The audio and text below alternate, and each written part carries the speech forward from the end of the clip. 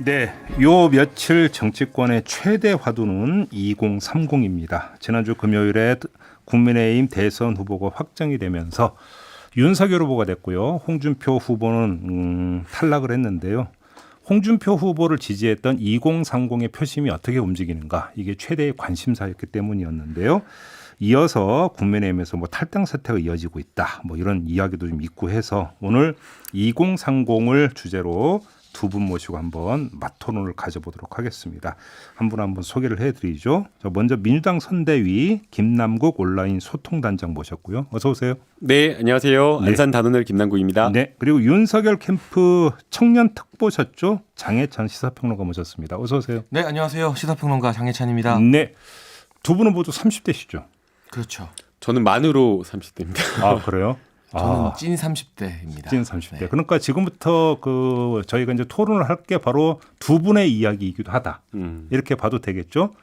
자, 그래서 아주 짧고 굵은 밀도 있는 토론을 좀 부탁을 드리면서 제가 조금 전에 이제 토론을 시작하면서 열었던 말, 바로 이제 계기가 됐던 게 홍준표 의원을 지지했던 2030 표심, 이 이야기부터 좀 한번 해보죠.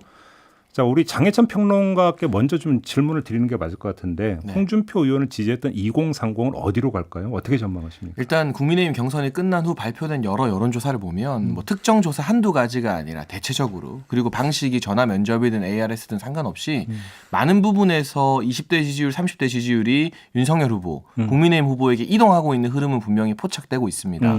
그래서 양자 대결이나 다자 대결 가정했을 때 윤석열 후보의 20대 지지율은 적게는 10%에서 많게는 20% 이상 이재명 지사에게 이기고 있고 30대도 근소하게 우위를 나타내고 있거든요. 하지만 이런 결과에 도취되어서 우리가 2030 지지율 다 흡수되는구나 이럴 건 분명히 아니라고 생각을 하고요. 실제로 당내에서도 이준석 대표가 언급한 탈당 사태라던가 지금 또 홍준표 후보를 지지했던 2030들 중에서 상처받은 분들이 있는 것은 분명해요.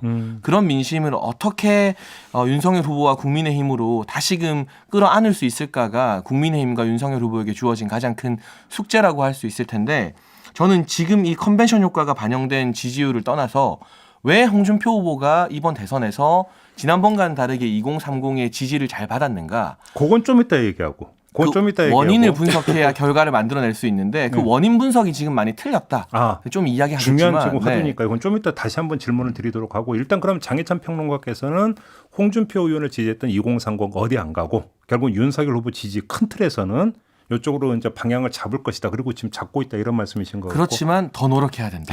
네. 김남국 의원님은 어떻게 보세요? 이제 아마 그 여론조사에 잡히는 지지층은 원래 이제 윤석열 후보를 지지한다기보다는 국민의힘 지지층일 가능성이 높다라고 보입니다. 또는 이제 아무래도 지금 이제 문재인 정부에서 실망했던 부동산 정책이나 이런 부분에 대한 어떤 그런 표심이 이동했던 것으로 보이기 때문에 2030 세대의 어떤 표심 또는 홍준표 후보를 지지했던 2030의 표심이 윤석열 후보에게 갔다라고 조금 보기에는 어렵지 않나라고 생각이 되고요. 그렇게 판단할 수밖에 없는 이유가 윤석열 후보가 청년 문제에 대해서 진지하게 또 고민을 했다라거나 아니면 그동안 어떤 정치에 투신해서 했던 여러 가지 발언들, 설화들을 보면 오히려 청년들에게 상처 주는 그런 발언들이 많았기 때문에 청년들의 문제를 대변하기에는 어려운 어떤 정치인이어서 2030의 어떤 표심이 그대로 이동했다라고 보기 어렵고, 네. 그래서 오히려 지금부터가 두 후보가 경쟁적으로 진짜 진심을 다해 2030 세대를 대변하기 위한 정책적 대결, 그리고 또 메시지 대결이 필요하지 않는 시점인가 생각이 저 듭니다. 짧게 부연하면 김남국 의원님의 말씀에 동의하는 부분이 적지 않고요. 그래서 제가 앞서서 이 2030 여론조사 지표가 이게 홍준표 후보 지지했던 청년들이 윤석열 후보에게 왔다고 보기보다는 네. 정권 교체를 그래도 선택했다. 이렇게 표현하는 게 정확한 것 같고, 어허. 그래도 우리가 홍준표 후보의 어떤 경선 탈락으로 실망했지만 이재명 지사는 절대로 안 된다. 그런 청년 세대의 강한 민심이 이 여론조사에서 드러난 것으로 보기 때문에 윤석열 후보와 국민의힘 더 겸손한 자세로 나가야 된다고 봅니다. 이재명 후보 쪽으로 안 갈 거다, 이런 말씀이신데 혹시 또 말씀하실 게 있습니까? 계속해서 이제 제가 주말마다 청년 간담회를 하고 있는데요. 네. 이번 주 토요일, 일요일도 했고 14일에도 저희 지역구에서는 청년 간담회를 하는데 네. 되게 이제 청년들이 기대하는 것, 이재명 후보에게 기대하는 게 그런 거더라고요. 경기도에 사는 청년들이 경기도에서 했던 청년 정책들을 국가 단위로 더 확대해서 하면 너무 좋겠다. 이재명이 했던 그 청년들에 대한 고민과 문제의식과 그리고 경기도에서 보여줬던 여러 가지 정책에 대한 실행력, 집행력 이런 것들을 기대하는 것이 굉장히 많더라고요. 알겠습니다. 과거 정치인들 보면 말뿐인 것이 되게 많았는데 이재명은 한다고 약속하면 그것을 실제 공약과 성과로 보여줬기 때문에 아마 청년들이 좀 그런 것을 기대하지 않나 생각합니다. 알겠습니다. 그럼 조금 전에 장해찬 평론가가 먼저 화두를 제기했던 문제가 있습니다. 왜 2030에 그럼 홍준표 의원을 지지했는가? 이 원인을 정확히 진단해야 되는데 지금 뭔가 좀 잘못 짚고 있다는 말씀을 주셨어요. 되게 흥미로운 얘기인데 좀 풀어주시죠. 어떤 게 문제라고 보시는 겁니까? 일단은 지금 이 홍준표 후보의 탈락 이후에 뭐 이재명 지사 같은 경우는 청년 공공주택도 가셨고 뭐 여러 가지 이 청년들에게 뭘 더 주겠다. 지금 김남국 의원께서도 이재명 지사는 경기도에서 뭘 했다. 했던 걸 이 전국 단위로도 하겠다 이렇게 말씀하고 있는데 핀트가 계속 어긋나는 것 같아요. 왜냐하면 홍준표 후보가 청년 세대에게 소구력을 얻었던 메시지들을 보면 내가 대통령이 되어서 청년들에게 뭘 주겠다. 그러니까 돈 주겠다, 집 주겠다 이런 메시지가 거의 없어요. 예. 정책 대안이 별로 없었다. 그러니까 이게 비판을 하는 것이 아니라 지금 2030 청년들이 원하는 게 정치인들이 그동안 조금 허황되게 말해왔던 집 줄게, 돈 줄게, 일자리 줄게 여기에 관심 있는 게 아니라 이 2030 세대의 답답한 현실.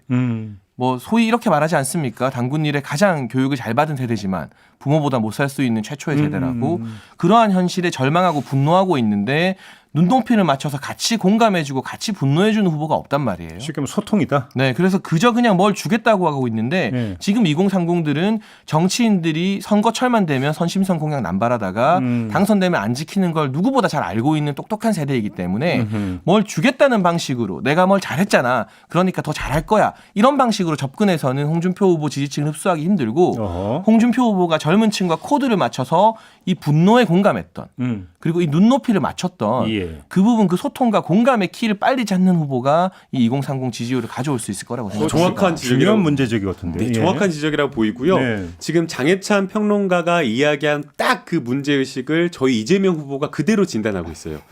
그래서 실제 저희 이재명 후보가 어제 저에게 밤에 이야기를 한 것도 장해찬 후보가 이야기한 거 똑같은 건데요. 저는 후보가 아닙니다. 장해찬 평론가 이야기가 똑같은 건데 그냥 형식적인 어떤 과거 선거 운동하듯이 간담회 만들어가지고 청년들 모아놓고 돌아가면서 말 몇 마디 하고 이야기하는 것 이런 거 하지 말자라는 거 이야기하시더라고요. 진심으로 소통하면서 청년들의 이야기 듣고 그다음에 그 과정에서 후보자가 망가져도 괜찮다라는 이야기를 바로 이재명 후보가 어젯밤에 저한테 이야기를 해주셨거든요. 그리고 실제 소통하는 걸 보면 지난주 주말에도 청년들이 와가지고 이재명 후보 밥 먹는데 내 친구하고 통화해달라고 하는데 흔쾌히 통화하고 그러시더라고요. 근데 저도 술 먹다가 제 대학교 후배들하고 좀 통화해달라고 하면 대학생들하고 막 통화 연결해 주시거든요.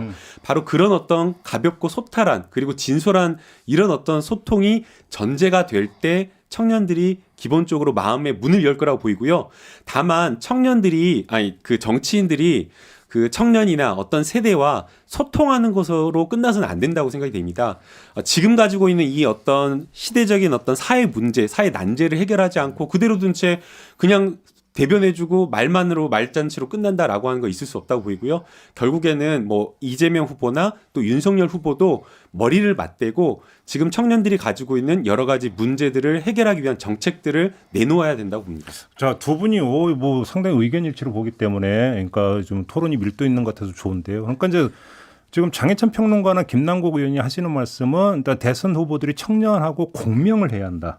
이런 말씀이신 것 같은데 공명을 하기 위해서는 일단 정서를 맞춰야 되는 거잖아요. 그러면 지금 청년 세대에게 있어서 가장 핵심적인 정서가 무엇인가? 사실 이것부터 좀 파악이 돼야 되는 거 아닙니까? 뭐라고 보십니까? 그러니까 저는 이번 대선을 바라보는 청년들의 시대 정신 제가 좀 거칠게 말하면 쓸어버림이라고 예전부터 계속 말을 했는데 쓸어버린다? 싹 쓸어버리고 싶다는 거예요. 이 기득권들을. 대장동 게이트로도 잘 드러나지 않았습니까? 이게 여야의 문제가 아니라 물론 뭐 이재명 지사가 성남시장 시절에 일어난 일이긴 합니다만 이 공고한 기득권이 이 청년 세대를 놔두고 자기들끼리 도덕적인 척 뭐 앞서 나가는 척하면서 다 해먹는다.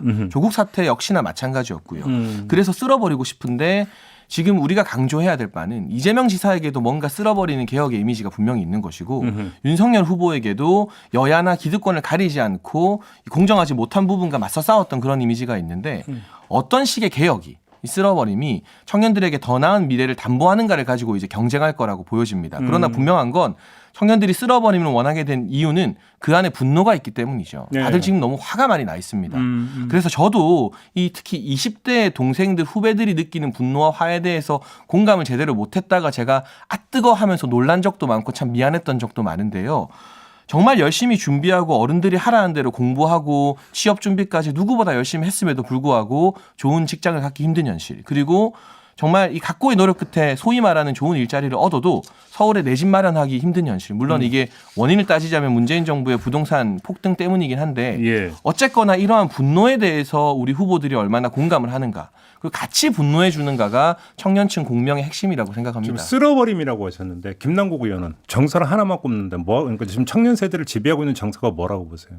비슷하다라고 생각이 되는데요. 근데 단순하게 쓸어버려서는 문제를 해결할 수는 없다라고 생각이 되고요. 지금 청년들이 가지고 있는 그 문제를 속 시원하게 풀어줘야 된다고 생각이 됩니다. 네. 그래서 쓸어버리는 것 더해서 풀어주자라는 것까지 좀 이야기하고 싶은데요. 뭐 세대별로 좀 여러 가지 문제들이 있겠지만 20대 같은 경우에는 일자리 문제가 가장 심각하게 하는 고민이라고 생각이 되고요.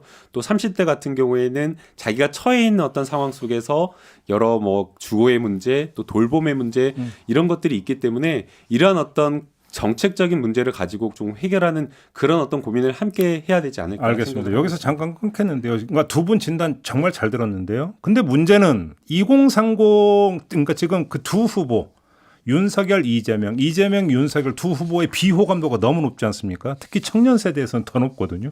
사실 이게 문제 아니겠습니까? 자, 공명해야 된다, 소통해야 된다 이야기하는데 현실은 비호감이 너무 높다. 왜일까? 이걸 진단을 해야 되는데 저희가 지금 그 청년들 이야기 들은 게 있을 때 잠깐 듣고 이야기 이어가죠. 저는 일단 그 두 집단이 청년들에게 자신들을 대변하는 모습을 보여주지 못한 게 가장 크다고 생각을 하는데요. 이재명 후보 같은 경우는 사실 개인보다는 현 정부 여당에서 이제 불거졌던 뭐 공정 문제라든지 아니면은 젠더 갈등 같은 거라든지 이렇게 청년들이 중요하다고 생각하는 문제들 어느 것 하나 좀 해결되지 못했던 측면이 이제 이런 청년들의 지지를 받지 못하는 걸로 이어지는 것 같고요. 제 경우에는 그분께서 이제 좀 포퓰리즘적인 성향이 강하고 그리고 굉장히 독단적인 의사결정과 그리고 여러 비리 의혹에 연루되어 있는 게 크다라고 봅니다. 경기대학교 기숙사의 학생들하고 뭔가 미리 얘기를 해서 그 코로나 병상을 확보하는 것이 아니라 그냥 독단적으로 언론에 발표를 하고 뭐 찾아가서 학생들을 뭔가 설득하려는 모습만 보이는 일종의 쇼를 하는 것, 이런 것들이 굉장히 좀 반감이 되지 않나. 윤석열 후보 같은 경우는 뭐 120시간 노동 발언이라든지 아니면 뭐 위장당원과 관련한 그런 문제라든지 이런 실언들이 계속 반복되면서 청년들의 정서와는 좀 동떨어진 후보다라는 인식을 심어주는 게 가장 크지 않나 생각을 합니다. 윤석열 후보께서 급격하게 지지율이 올라간 게 그 조국 사태 때 문재인 대통령이랑 이제 각을 세우면서 그런 부분들이 커졌다라고 생각하는데, 청년 세대들은 좀 실용적인 관점에서 보거든요. 그러니까 이분이 단순히 대항마적인 입장이 아니라 나중에 국가 경영을 할 수 있는 능력이 되시는 분인가. 일단 정치 경험이나 행정 경험이 전무하시고 캠프에서 홍준표 후보를 지지하는 청년 세대들에 대해서 뭐 위장당원이다, 뭐 역선택이다, 뭐 이런 논란들이 있었잖아요. 그런 것들이 좀 크고, 특히나 토론회에서 보여줬던 왕자 사건 같은 경우도 좀 그렇고요. 그런 것들이 청년 세대들한테는 좀 반감을 불러일으킬 수 있는 요소지 않나. 네, 지금 잠깐 들어봤는데요. 이재명 후보와 윤석열 후보에 대해서 뭐가 싫은지 이런 얘기를 좀 들어봤는데, 김남국 의원님, 이재명 후보에 대한 진단 어떻게 들으셨어요? 네, 이제 많은 분들이 좀 지적하신 분들과 같이 이렇게 궤를 같이 하고 있어서 정확하게 좀 진단을 했다라고 생각이 되고요. 네. 저런 부분은 좀 고쳐 나가야 될 부분이 아닌가라는 생각이 듭니다. 이제 의사결정을 하는 과정에서 이제 좀 독선적이다라는 그런 느낌을 많이 받는다라는 지적을 많이 하세요. 청년들이. 예, 그런데 이제 실제로는 그렇지를 않는데 예. 아무래도 이제 돌파력 있는 어떤 행정가의 이미지가 강하다 보니까 그 과정에 있어서의 어떤 의사결정이 그렇다라는 그런 이미지가 좀 있는 것 같습니다. 예. 그런데 실제 어떤 회의하는 거나 이런 것들을 보면 저희 뭐 되게 회의할 때 사장님들 그런 분들 있잖아요. 뭐 소통한다 그러면서 다 이야기 들어주는 척하지만 본인이 다 결론 정해놓고 하시는 분들 있는데 많죠. 예.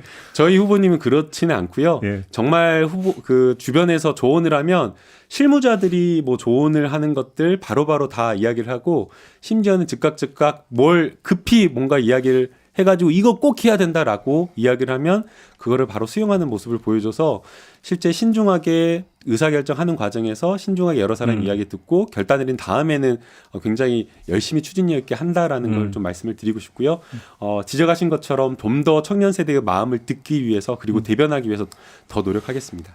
우리 장해찬 평론가는 윤석열 후보에 대한 이런 평가 어떻게 들으셨어요? 일단은 이 청년들이 방금 나온 이재명 후보와 윤석열 후보에 대해서 평가했던 것에 차이가 좀 있어요. 어떤 차이가 있어요? 이재명 지사에 대해서 부정적으로 본 청년들은 현 정부 여당의 어떤 실정 그리고 포퓰리즘적인 측면을 지적했어요. 그런데 윤석열 후보에 대해서는 개인의 어떤 발언, 그 토론회나 뭐 당협위원장들, 당원들과의 만남에서 나왔던 발언의 문제를 지적했는데 제가 생각했을 때 이 정부 여당의 뭐 공정 문제, 젠더 갈등 문제, 그리고 포퓰리즘적인 문제는 본질적인 부분이기 때문에 이건 이재명 지사가 자신의 정치 노선을 완전히 바꾸지 않는 이상 개선하기가 상당히 힘든 부분이다. 그래서 굴레다. 그렇죠. 그래서 청년들이 여기에 대해서 지금 이재명 지사에게 아쉬움 느끼는 부분을 이재명 지사가 바꿔내기가 새로운 답을 주기가 좀 쉽지 않은 측면이 있다. 왜냐하면 문재인 정부가 어디까지 차별화를 할 것인가? 조국 전 장관 비판할 수 있는가? 뭐 어제도 이 이재명 지사가 선대위 회의에서 소위 FM 코리아에 왜 청년들이 이 이재명 지사를 지지하지 않는 이유에 대해서 공유했다고 해요.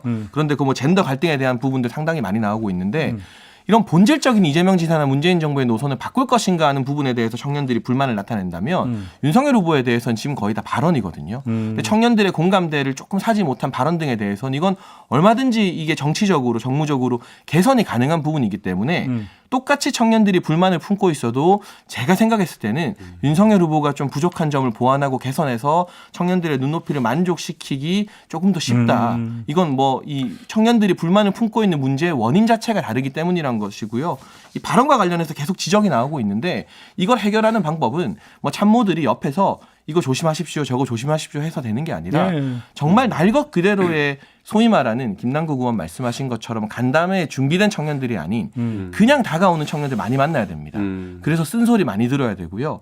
저희가 이 경성 맞바지에 예고 없는 일정으로 경의선 숲길 연트럴 파크를 갔는데 거기에 있는 청년들이 다가와서 막 셀카도 찍자고 하고 막 윤석열 후보 응원도 해줬지만 또 쓴소리 해주고 간 분도 많거든요. 이런 거 좀 안 했으면 좋겠다. 그러니까 동원된 청년들이 아니라 이 평범한 있는 그대로의 청년들 더 많이 만나면서 쓴소리 듣는 과정을 거치면 나아질 수 있지 않을까. 그런 과정들이 필요하다고 생각합니다. 근데 이제 되게 저는 우려스러운 게 이제 윤석열 후보가 정치 출마 선언을 한 다음에 했었던 여러 가지 이제 발언들을 말실수로 평가하는 경우가 많잖아요. 뭐 120시간 노동도 가능해야 한다. 손발 노동은 아프리카에서는 하는 것. 그리고 청년들 취업하는 청년들을 앞에 두고 비정규직도 괜찮은 것 아니냐라는 이런 발언들을 했는데 이게 문제가 단순한 말실수가 아니라는 게 저는 심각하다라고 봅니다. 결국에는 이런 어떤 발언들의 문제는 아주 기본적으로 갖춰야 될 지식을 갖추지 못했고 상식이 없어서 올바른 어떤 가치관이 형성되지 못한 채로 이야기를 한 것이다. 그래서 이것은 결국 말실수가 아니라 생각이 바르지 못한 건전한 어떤 가치관을 갖추지 못한 어떤 그런 어떤 발언들의 문제이기 때문에 생각에 대한 어떤 문제라서 이것을 누가 다른 사람이 말을 고쳐준다고 해서 그 사람의 생각까지 뜯어 고쳐줄 수 있을까 그런 점에서 좀 심각한 문제라고 보이고요. 오히려 이제 앞서 장해찬 평론가님께서는 정부의 어떤 정권의 문제이기 때문에 더 심각하다라고 그랬는데 저희는 거꾸로 보고 있어요. 정부의 문제이기 때문에 정책적인 어떤 부분에 대해서 잘못했다라고 판단하고 이재명 후보가 가지고 어떤 강점 그리고 이재명 후보가 가지고 있는 실용주의 또 정책과 관련돼서는 이념을 중요하지 않고 문제 해결에 천착하는 그런 어떤 집중적인 점을 부각하면 훨씬 더 긍정적이라고 보이거든요. 그런데 오히려 지금 윤석열 후보가 가지고 있는 이 문제는 개인이 가지고 있는 어떤 속성이기 때문에 이 문제를 분리할 수 없거든요. 그래서 전 오히려 더 이 문제가 심각하다고 보여요. 그러니까 사실 방금 예. 발언에 대해서 하나하나 다 정정을 하자면 맥락상 그런 뜻이 아니다. 예를 들면 비정규직과 정규직의 임금 격차 해소의 중요성을 강조한 것이라던가 그리고 다양한 형태의 기업들이 지금 많이 등장하고 있지 않습니까? IT 스타트업 분야에서는 눈 감았다 뜨면 새로운 업종이 또 개발되고 그렇기 때문에 천편일률적인 정부의 어떤 근로시간 규제가 그런 신산업에는 독이 될 수도 있다는 점을 역점적으로 설명했다던가 하는 부분으로 전부 다 해명이 가능해요. 그런데 그걸 말하는 과정에서 어떤 청년들의 정서라던가 공감대를 맞추지 못한 부분들이 있다면 저는 충분히 그건 청년들과 소통하는 과정에서 개선해 나갈 수 있는 문제라고 본 것인데 제가 아까 이재명 지사 쪽에서 극복이 조금 힘들 거라고 본 건 이 지금 여기 청년들의 발언 공정 문제나 젠더 갈등 문제 이런 부분에 있어서 어제 이재명 지사가 그 공유했던 글에 의하면 문재인 대통령, 문재인 정부가 지나치게 여성 위주 소위 말하는 페미 정부라는 비판이 그 글 안에 있어요. 그럼 이 문제의식을 가지고 이재명 지사가 문재인 정부나 민주당의 지난 4년, 5년을 때릴 수 있느냐. 또 공정과 관련해서 조국 전 장관 사태에 대해서 얼마 전에 이재명 지사는 이 조국 전 장관 지지자들이 함께하는 검찰개혁 집회에 가셨더라고요. 같은 시간에 이제 윤석열 후보는 청년의 날 행사에 참석을 했는데 거기 나가서 검찰의 수사가 과도했지만 그래도 조국 전 장관은 잘못했고 정경심 교수 2심 유죄 판결 받은 것까지는 존중해야 된다. 이런 말씀을 하실 수 있느냐. 되게 어려울 거거든요. 알겠습니다. 자, 여기서 이제 좀 정리를 하고요. 이제 시간이 거의 다 됐기 때문에 두 분께 이제 각 한 40초 정도의 이제 마지막 발언 기회를 드리겠는데요. 이렇게 한번 그 마지막 발언 기회를 드리겠습니다. 2030이 지금 앞에 있다고 보고 우리 윤석열 후보, 우리 이재명 후보는 이런 점에서 여러분들에게 어필하고 강점이 있습니다라고 만약에 어필을 하신다면 어떤 점을 부각시키고 싶은지 어느 분부터 말씀해 주시겠습니까? 저부터 할까요? 네네. 네, 저는 윤석열 후보가 만약 지금 2030들 앞에 있다면 미안하다는 말을 할 것 같습니다. 그리고 실제로 뭐 청년의 날 기념 메시지든 이번에 행사에서 축사를 했든 최근 가장 많이 하고 있는 또 SBS 인기 예능 프로에 나와서 청년들에게 하고 싶은 말 이승기 씨가 물어봤을 때도 미안하다는 말이 제일 먼저 나왔어요. 예. 그러니까 기성세대로서 지금 청년들이 희망 갖기 힘든 세상을 만들어서 너무 미안하다. 물론 저는 정책적으로 따지면 그 책임이 문재인 정부에 가장 많이 있다고 봅니다만 이 미안함을 기반에 두고 정책과 내용 등을 고민하고 있기 때문에 예. 앞으로도 계속 청년들에게 미안하다는 자세로 다가갈 거라고 생각합니다. 미안하다, 사랑하다 이겁니까? 네, 알겠습니다. 김남국 의원님. 네, 미안하단 말은 이재명 후보 저희가 민주당 정권이니까 저희가 더 해야 될 것 같은데요. 예. 단순히 미안하다는 말에 그치지 않고 문제를 해결하겠습니다. 이재명 후보 약속한 것은 반드시 지켰고요. 네. 약속한 것을 반드시 실행할 힘이 있는 후보입니다. 그래서 청년들이 가장 고민하는 일자리 문제 그리고 또 30대 또 주거와 관련된 내 집 마련할 수 있을까 이런 걱정 많이 하는데요. 이런 부분에 대한 고민 확실하게 해결할 후보입니다. 알겠습니다. 근데 우리가 이제 지금까지 뭐 청년 문제라고 그냥 그 함드롬으로 이야기를 했지만 청년 문제라고 하는 게 되게 복합적이잖아요. 결이 여러 가지고 이거에 대해서 그럼 어떻게 종합적이고 그 정서를 한데 모아낸 어떤 이야기를 청년 앞에서 할 수 있는가 이게 아마 이제 두 후보에게 주어진 정책 과제가 아닐까 이런 생각을 해보면서 오늘 알찬 토론 마무리하도록 하겠습니다. 장해찬 평론가 김남국 의원 두 분 수고하셨습니다. 고맙습니다. 네, 감사합니다. 감사합니다.